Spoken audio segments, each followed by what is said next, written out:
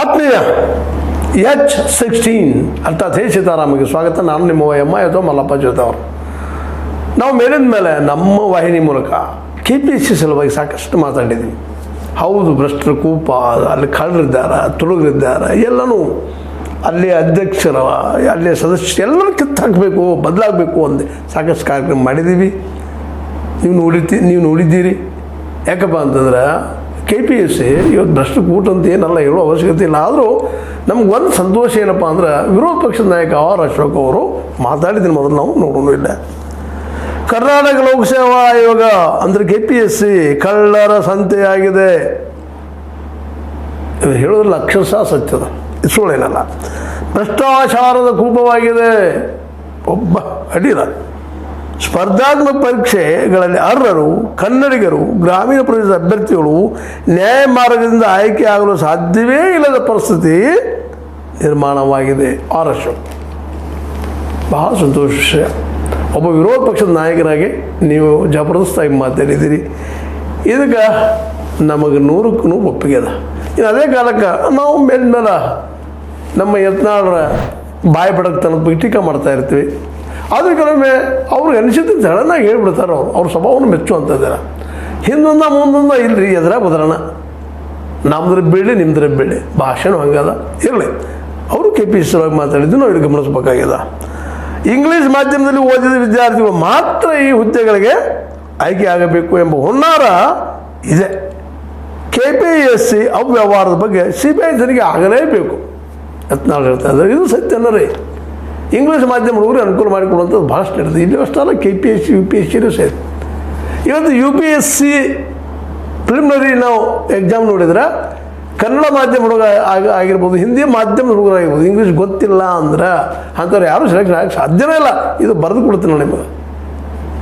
ಯಾವ ವಿದ್ಯಾರ್ಥಿ ಇಂಗ್ಲೀಷ್ ಮಾಧ್ಯಮದಲ್ಲಿ ಪಾಂಡಿತ್ಯ ಇರ್ತದನೋ, ಮ್ಯಾಥ್ಸಲ್ಲಿ ಪಾಂಡಿತ್ಯ ಇರ್ತದನೋ ಆ ಮಗು ಮಾತ್ರ, ಆ ಅಭ್ಯರ್ಥಿ ಮಾತ್ರ ಪಾಸ್ ಹೋಗುವಂಥ ವ್ಯವಸ್ಥೆ ಮಾಡಿಬಿಟ್ಟಿದ್ದಾರೆ. ಅಲ್ಲೇ UPSCಯಲ್ಲೂ ಸಹಿತ ವ್ಯವಸ್ಥಿತವಾಗಿ ಅಲ್ಲಿ ಬುದ್ಧಿವಂತವರೆಗೆ ಮಾಡಿಬಿಟ್ಟದ. ಗ್ರಾಮೀಣ ವಲಯದವರು ಇನ್ನುಳಿದ ಯಾರೂ ಬರ್ದಂಗೆ ರೀ. ಕನ್ನಡ ಮಾಧ್ಯಮ ಕಲಿತು ಅಥವಾ ಹಿಂದಿ ಮಾಧ್ಯಮ ಅಥವಾ ಮತ್ತಾವ ಮಾಧ್ಯಮ ಕಲಿತು ಮಕ್ಕಳು ಆದಷ್ಟು ಸೆಲೆಕ್ಷನ್ ಆಗುವಾಗಿಲ್ಲ. ಅದರಲ್ಲೂ ಮಧ್ಯಾಹ್ನ ಪೇಪರ್ ಪ್ರಿಲಿಮಿನರಿಗೆ ಅದು ನೀವು ಕನ್ನಡ ಮಾಧ್ಯಮ ಇನ್ನುಳಿದ ಮಾಧ್ಯಮದ ಯಾರೂ ಪಾಸಾಗಿ ಸಾಧ್ಯ ಇಲ್ಲ.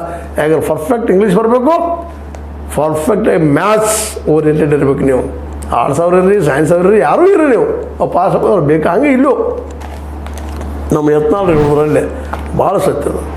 ಇವತ್ತು ಆರ್ ಅಶೋಕ್ ಯತ್ನಾಳ್ ಇಬ್ಬರು ಮಾತಾಡ್ತಾ ಇದ್ದಾರೆ. ಭಾಳ ಸಂತೋಷ. ವಿರೋಧ ಪಕ್ಷದ ನಾಯಕರಾಗಿ ಮಾತಾಡಿದ್ರೆ ನಮ್ಮೆಲ್ಲ ಬೆಂಬಲದ. ಆದರೆ ಇವರು ಆಡಳಿತಕ್ಕೆ ಬಂದಾಗ ಇದನ್ನು ಬಂದ್ ಮಾಡ್ತಾರೆ ಅನ್ನೋದು ಒಂದು ದೊಡ್ಡ ಪ್ರಶ್ನೆ ಅದ. ಇವತ್ತು ಕೇಳ್ತಾ ಇದ್ದೀನಿ. ಯಾಕೆ ಹಿಂದಿನ ಬರ್ತಾರೆ ಅವರು ಆಡಳಿತ. ಹಿಂದೆ ಬಂದಿದ್ರು ಅವರು, ಯಡಿಯೂರಪ್ಪನವರಿದ್ದರು, ಮತ್ತಾರು ಇದ್ದರು, ಆಡಳಿತ ಮಾಡಿದಾರ. ಅವ್ರು ಮಾಡಿದ್ರ ಅನ್ನೋದು ನಮ್ಮ ಬೊಮ್ಮಾಯಿ ಆಗಿರ್ಬೋದು, ಯತ್ನಾಳ್ ಇವರು ನಮ್ಮ ಯಡಿಯೂರಪ್ಪನವ್ರಾಗಿರ್ಬೋದು.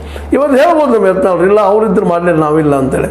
ಬರ್ತದೆ ನಿಮಗೂ ಒಂದು ಕಾಲ. ಆದರೆ ಆ ಸಮಯದಲ್ಲಿ ನೀವು ಮಾಡ್ತೀರಾ ಅನ್ನೋ ಭರವಸೆ ಜನ ಕೊಡಬೇಕಾಗಿದೆ. ನೀವು ಏನೋ ಆವೇಶದಲ್ಲೇ KPSC ಪರವಾಗಿ ಇಲ್ಲಿ ಪ್ರತಿಭಾವಂತ ವಿದ್ಯಾರ್ಥಿಗಳಿಗೆ, ಗ್ರಾಮೀಣ ವಲಯದ ವಿದ್ಯಾರ್ಥಿ ಸಲುವಾಗಿ, ಕನ್ನಡ ಮಾಧ್ಯಮ ವಿದ್ಯಾರ್ಥಿ ಸಲುವಾಗಿ ಏನು ಕಳಕಳಿ ವ್ಯಕ್ತಪಡಿಸ್ತಾ ಇದ್ದೀರಿ. ಇದು ಕೇವಲ ಸರ್ಕಾರ ವಿರುದ್ಧ ಮಾತಾಡೋಕ್ಕಾಗಿ ಅಷ್ಟೇ ಅಲ್ಲ, ಆಂತರಿಕವಾಗಿ ಬರಬೇಕಾಗಿದೆ. ಅದು ಬಂದರೆ ಏನಾದ್ರು ಬದಲಾವಣೆ ಆಗ್ತದೆ. ಯಾಕಂದ್ರೆ ಅವ್ರಿಗೂ ಗೊತ್ತದೆ ಎದುರಾಳಿ ಸಿದ್ದರಾಮಯ್ಯನವರು ಸುಮ್ಮನೆ ಮಾತಾಡ್ತಾ ಇದ್ದೀರಪ್ಪ ನೀವು ಅಂತೇಳಿ. ಅದಕ್ಕೆ ಇವತ್ತು ನಾವು ಹೇಳ್ಬೇಕಾಗಿದ್ದಿಷ್ಟ, ಯಾರೂ ಇರೋ ಆಡಳಿತಲ್ಲ. ಮೊದಲು KPSC ಶುದ್ಧ ಮಾಡಿರಿ. KPSC ಶುದ್ಧ ಮಾಡೋ ಜೊತೆಗೆ UPSCಯಲ್ಲಿಯೇ ಮಧ್ಯಾಹ್ನದ ಪೇಪರ್ ಅನ್ನೋ ಬಗ್ಗೆ ನೀವು ಮತ್ತೊಮ್ಮೆ ವಿಚಾರ ಮಾಡಬೇಕಾಗಿದೆ. ಅದನ್ನು ಯಾಕಂದ್ರೆ ಇನ್ನುಳಿದ ಯಾವುದೇ ಮಾಧ್ಯಮದ ಹುಡುಗರು ಬರ್ಲಿಕ್ಕೆ ಸಾಧ್ಯ ಇಲ್ಲ. Engineering oriented, science oriented, English ಪಾಂಡಿತ್ಯ ಜೊತೆಗೆ ಮ್ಯಾಥ್ಸ್ ಪಾಂಡಿತ್ಯದ ಮಕ್ಕಳು ಮಾತ್ರ ಪಾಸ್ ಆಗಲಿಕ್ಕೆ ಸಾಧ್ಯ ಇದೆ. ಅದರ್ವೈಸ್ ಇನ್ನೊಬ್ಬರು ಯಾರೂ ಇಲ್ಲ ಅಲ್ಲಿ UPSCಯಲ್ಲಿ. ಇಲ್ಲಿ UPSCಯಲ್ಲಿ ಅಷ್ಟೇ. ಕನ್ನಡ ಮಾಧ್ಯಮ ಹುಡುಗರಿಗೆ ಯಾಕೆ ಎನ್ರೋಲ್ ಮಾಡಬೇಕು? ಇಂಗ್ಲೀಷ್ ಯಾಕೆ ನೋಡ್ಬೇಕು? ಇಂಗ್ಲೀಷನ್ನು ಮಾಡಿಬಿಡ್ರಿ. ಕನ್ನಡದ ಉತ್ತರ ಇದಾವಲ್ಲ, ಆ ಪ್ರಶ್ನೆಗಳು ಇದ್ದಾವಲ್ಲ, ಆ ಪ್ರಶ್ನೆಗಳನ್ನು ನೀವು ಸರಿಯಾಗಿ ಮಾಡ್ಬೇಕಲ್ಲ. ಅನುವಾದ ಅಲ್ಲಿ ಇಂಗ್ಲೀಷಲ್ಲಿ ನೋಡ್ರಿ. ಇಂಗ್ಲೀಷ್ ಪಾಪ ಬರೋದು ನಾವು ಹೆಂಗೆ ನೋಡ್ತಾರೆ. ಅದು ಸತ್ಯನ. ಅಡ್ಮಿನಿಸ್ಟ್ರೇಷನ್ಗೆ ಇಂಗ್ಲೀಷ್ ಬೇಕು, ಕಲಿಬೇಕು ಇವರಾದರು. ಅದು ಅಷ್ಟು ಸತ್ಯದ. ನಮ್ಮ ಮೊದಲ ಈ ಒಂದು ಇದನ್ನು ಮಾಡಿದಾರಲ್ಲ, ವ್ಯವಸ್ಥೆ ಮಾಡಿದಾರಲ್ಲ, ಕನ್ನಡ ಮಾಧ್ಯಮ, ಹಿಂದಿ ಮಾಧ್ಯಮ, ಆ ಮಾಧ್ಯಮ, ಈ ಮಾಧ್ಯಮ. ಅವ್ರಿಗೆ ಮೊದಲು ಹೇಳ್ಬೇಕಾಗಿದ್ದೀರಪ್ಪ ಅಂದ್ರೆ ನೀವು ಮೊದಲು ಇಂಗ್ಲೀಷ್ ಸರಿಯಾಗಿ ಕಲೀರಿ. ನಮ್ಮ ಶಾಲೆಗಳಲ್ಲಿ ಶುರು ಮಾಡಬೇಕಾಗ್ಯದ ಆರಂಭದಿಂದ. ಒಂದು ಕಾಲಕ್ಕೆ ನಮ್ಮ ಚೀಫ್ ಮಿನಿಸ್ಟರ್ ಇದ್ದಾಗ ಇಂಗ್ಲೀಷ್ ಈ ಕನ್ನಡ ಮಾಧ್ಯಮ ಶಾಲೆಗಳೆಲ್ಲ ಇಂಗ್ಲೀಷ್ ಕ್ಲಾಸ್ ತೆಗೆಯುವಂಥ ಒಂದು ಕೆಲಸವನ್ನು ಮಾಡಿದರು. ಅದು ಪ್ರತಿಯೊಂದು ಕಡೆ ಆಗಬೇಕಾಗಿತ್ತು, ಅದು ಆಗಿಲ್ಲ. ಯಾಕಂದ್ರೆ ಇಂಗ್ಲೀಷ್ ಬಲ್ಲವರು ಭಾಳಷ್ಟು ಕಡಿಮೆ ಇದ್ದಾರಿಲ್ಲ. ಇಂಗ್ಲೀಷ್ ಅಂತ ಇವತ್ತು ಅನಿವಾರ್ಯದ.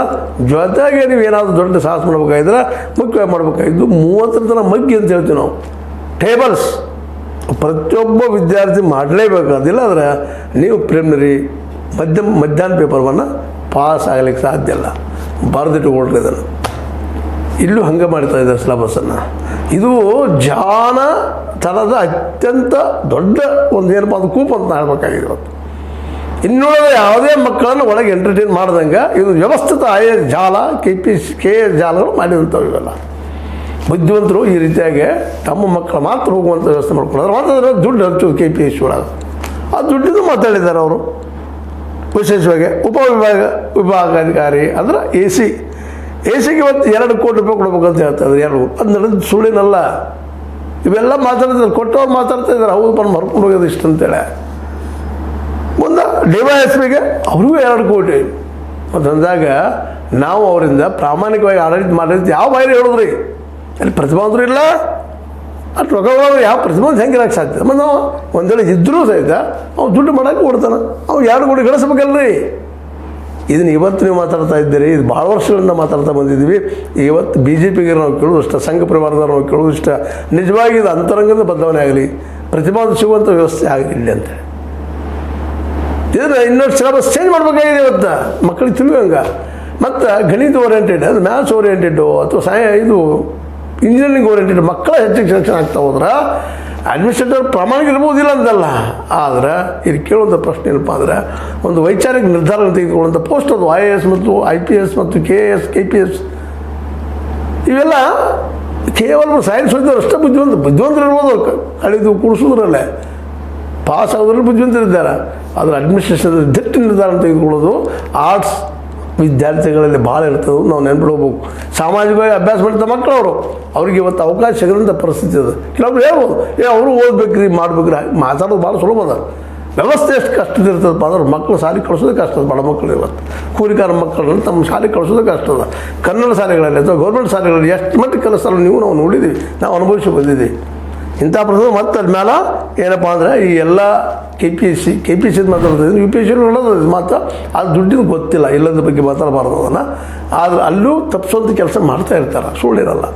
ಅದೇ ಕಾಲಕ್ಕೆ ಇಲ್ಲೇ ವಾಣಿಜ್ಯ ತೆರಿಗೆ ಅಧಿಕಾರಿಗೆ ಅಥವಾ ಪಂಚಾಯತ್ ಅಧಿಕಾರಿಗಳಿಗೆ 1.5 ಕೋಟಿ ತನಕ ನಡೆದವಂತ. ಒಂದು ಮಾತು ನಿಮಗೆ ಹೇಳೋದಂದ್ರೆ KPSCಯಿಂದ ಸೆಲೆಕ್ಷನ್ ಆಗೋದು ದುಡ್ಡಿಲ್ಲದೆ ಯಾವ ಸೆಲೆಕ್ಷನ್ ಆಗಿದ್ರೆ ಅದು ಎಕ್ಸಾಂಪಲ್ ತಂದು ತೋರಿಸ್ತಾರೆ ಮುಂದೆ. ಹೇಳಿರಿ ಕರ್ನಾಟಕ ಸರ ಇಲ್ಲದ ನೋಡ್ರಿ, ಯಾರು ಕೇಳಿದಾರು ಕಾಂಗ್ರೆಸ್ಸಿನ ಮೆಂಬರ್ಗಳು ಇದ್ರೆ ವಿಧಾನಸಭೆಯಲ್ಲೇ ಸಾಕ್ಷಿ ಕೊಡ್ರಿ ಅಂತ. ಸಾಕ್ಷಿ ಎಷ್ಟು ಬೇಕ್ರಿ? ಇಲ್ಲಿ ಕಲ್ತದಂಥವ್ರು ಪಾಸ್ ಹೋಗಿ ಕೇಳ್ರಿ ಶಿವಲಿಂಗೇಗೌಡ್ರ.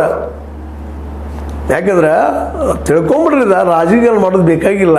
ಅವ್ರ ಮೇಲೆ ನಿಮ್ಮ ಮೇಲೆ ಅವ್ರು ಹಾಕೋದು, ಅವ್ರ ಮೇಲೆ ನೀವು ಹಾಕೋದಲ್ಲ. ನಾಳೆ ಅವ್ರು ಆಡಿದ್ರು ಅವರು ಇದನ್ನ ಮಾಡ್ತೀರಿ, ನೀವು ಅದನ್ನ ಮಾಡ್ತೀರಿ. ಇದು ನಡೆದಿದ್ದೇನೆ ಇದು. ಅದಕ್ಕಾಗಿ KPSC ಮೊದಲು ಸ್ವಚ್ಛ ಆಗಬೇಕು ಅನ್ನೋದ್ರಲ್ಲೇ ಇವತ್ತಿನ ಅಶೋಕ್ ಅವರು ಕೇಳ್ತಾ ಇದ್ದಾರೆ. ಅದರಲ್ಲೂ ಮುಖ್ಯವಾಗಿ ಬಸವನಗೌಡ ಪಾಟೀಲ್ ಯತ್ನಾಳ್ ಅವ್ರು ಇಲ್ಲಿವರೆಗೆ ನಾವು ಕೆಲವೊಂದು ಟೀಕೆ ಮಾಡಿದ್ವಿಲ್ಲ ಅಂತಲ್ಲ, ಅದು ಈ ವಿಷಯದಲ್ಲಿ ನಾವು ಟೀಕೆ ಮಾಡಲಿಕ್ಕೆ ಹೋಗೋದು ಅವ್ರು ಹೇಳಿದ್ದು ಭಾಳ ಸತ್ಯದ. ದುಡ್ಡಿದ್ದು ಯಾವುದು ವ್ಯವಹಾರ ಆಗೋದಿಲ್ಲ ಅಂದಾಗ KPSC ಭ್ರಷ್ಟದರಿ ಅಂದರೆ ಭ್ರಷ್ಟ ನೀವು ಹಾಕ್ತಿರಲ್ಲೇ, ಭ್ರಷ್ಟನ ಹಾಕಿದ ಮೇಲೆ ಅಲ್ಲಿ ಯಾವ ಸಜ್ಜನರು ಬರ್ತಾರಲ್ರಿ, ದುಡ್ಡು ಕೊಟ್ಟು ಒಳಗೆ ಹೋದವ ದುಡ್ಡು ಮಾಡ್ಕೊತಾನೆ. ಹೀಗಾಗಿ ಇವತ್ತು ಪೊಲೀಸ್ ಇಲಾಖೆ ಭ್ರಷ್ಟ ಅದ, ಕಂದಾಯ ಇಲಾಖೆ ಭ್ರಷ್ಟ ಅದ, ಯಾವ ಇಲಾಖೆ ಭ್ರಷ್ಟ ಇಲ್ಲ ಹೇಳ್ರಿ. PWD ಅದ, ನೀರಾವರಿ ಅದ, ಎಲ್ಲಿ ಹೋಗ್ತಿರೋ ದುಡ್ಡಿಂದ ಯಾವುದೂ ಕೆಲಸ ಆಗೋದಿಲ್ಲ. ಇಲ್ಲಿ ಹೇಳ್ರಿ ಆನಂದ ಹೇಳ್ರಿ ಅಂತ ಇದ್ದಾರೆ. ಮ್ಯಾಲೆ ಕಂಪ್ಲೇಂಟ್ ಮಾಡ್ತೀನಿ ರೀ, ಹೋಗೋ ಮಾರಾಯ ಬೈಟ್ ಕೊಡಿ ಅಂತ ಕೇಳ್ತಾರೆ. ನಾವು ಹೋದವ್ರಿಗೆ ಬೈಟ್ ಕೊಡಿ ಅಂತ ಕೇಳ್ತಾರೆ. ಅಷ್ಟು ಮಟ್ಟಿಗೆ ಕೊಬ್ಬಿ ನಿಂತಿದ್ದರು ಅಧಿಕಾರಿಶಾಹಿ ವರ್ಗದವರು. ಅದಕ್ಕೆ ಕಾರಣದ ಇಲ್ಲಿ ರಾಜಕಾರಣಿಗಳು. ಈ ರಾಜಕಾರಣಿಗಳು ಅಲ್ಲಿ ತಮ್ಮ ದುಡ್ಡಿಗಾಗಿ ಅದು ನಮ್ಮ ಪಾರ್ಟಿ ಫಂಡಿಗಾಗಿ ಹಸ್ತಕ್ಷೇಪ ಮಾಡೋದ್ರಿಂದಾಗಿ ಇವತ್ತು ಇಡೀ ದೇಶದ ಮತ್ತು ನಮ್ಮ ಕರ್ನಾಟಕದ್ದು ಸಹಿತ ಆಡಳಿತ ಇರೋದು ಭ್ರಷ್ಟ ಇದು ಅಲ್ಲದ ಬಗ್ಗೆ ಚಾಲೆಂಜ್ ಮಾಡಿ ನಾವು ಚಾಲೆಂಜ್ ಮಾಡ್ತೀವಿ. ಇದನ್ನು ಚಾಲೆಂಜ್ ಮಾಡ್ತಾ ಇದ್ದೀವಿ ನಿಮಗೆಲ್ಲರಿಗೂ. ಸುಳ್ಳು ಮಾತಾಡ್ಲಿಕ್ಕೆ ಇದ್ದಿದ್ದೀರಾ ಅಂತೇಳಿ. ನಾ ಸುಳ್ಳು ಮಾತಾಡ್ಲಿದ್ದೀನಿ ಅಂದರೆ ಅಶೋಕ್ ಸುಳ್ಳು ಮಾತಾಡ್ಲಿಕ್ಕೆ ಇದ್ದಿದ್ದಾರೆ, ನಮ್ಮ ಎತ್ತಾಳು ಸುಳ್ಳು ಮಾತಾಡ್ಲಿಕ್ಕೆ ಇದ್ದಿದ್ದಾರೆ ಅಂದಂಗೆ. ಅದೆಲ್ಲೂ ಇರಲಿ, ಅವ್ರು ಇವತ್ತು ಮಾತಾಡಿದ್ದು ಹೇಳಿದ್ದು ಈಗಾಗಲೇ ವೈರಲ್ ಆಗ್ತಾ ಇದೆ ವಿಷಯ. ಅದು ಇನ್ನಷ್ಟು ಚರ್ಚೆ ಆಗಲಿ. ಮೊದಲು KPSC ಅದನ್ನು ಶುದ್ಧ ಮಾಡಿರಿ. ಶುದ್ಧ ಅಂದರೆ ಶುದ್ಧೀಕರಣ ಅಲ್ಲ, ನೀರು ಗೊಜ್ಜೆ ಮತ್ತಿನ ಗೊಜ್ಜೆ ಮಾಡ್ತಾರಲ್ಲ ನಮ್ಮ ಶುದ್ಧೀಕರಣಗಳನ್ನ, ಜಾತಿ ಭ್ರಷ್ಟ ಆದವ್ರು ಮಾಡ್ತೀವಿ ಅಂತೇಳಿ ಅದಲ್ಲ. ಅದು ಸ್ವಚ್ಛ ಆಗಲಿ. ಅದು ಅಲ್ಲಿ ಯೋಗ್ಯರಿಗೆ ಪಾಸ್ ಆಗುತ್ತೆ ವ್ಯವಸ್ಥೆ ನಿರ್ಮಾಣ ಆಗಲಿ. ಅಲ್ಲಿದ್ದಂಥ ಮೊದಲು ಸದಸ್ಯರನ್ನ ಅಧ್ಯಕ್ಷರು ಕಿತ್ತಾಕ್ರಿ. ಅದ್ರ ಮೇಲೆ 2 ವರ್ಷಕ್ಕೆ ಒಮ್ಮೆ ಅಧಿಕಾರ ಚೇಂಜ್ ಮಾಡ್ತಾ ಇರ್ರಿ. KPSCಗೆ ಎಷ್ಟು ಸಾಧ್ಯತೆ ಅಷ್ಟು ಪಾರದರ್ಶಕವಾಗಿ ನಡೆಸಿದರೆ ನಿಶ್ಚಿತವಾಗಿ ಒಬ್ಬ ಯೋಗ್ಯರಲ್ಲಿ ಬರ್ತಾರೆ. ಅಂಥ ಯೋಗ್ಯರಿಂದ ನಮ್ಮ ರಾಜ್ಯವನ್ನು ಭಾಳ ಸುಂದರವಾಗಿ ಕಟ್ಟಲಿಕ್ಕೆ ಸಾಧ್ಯದ.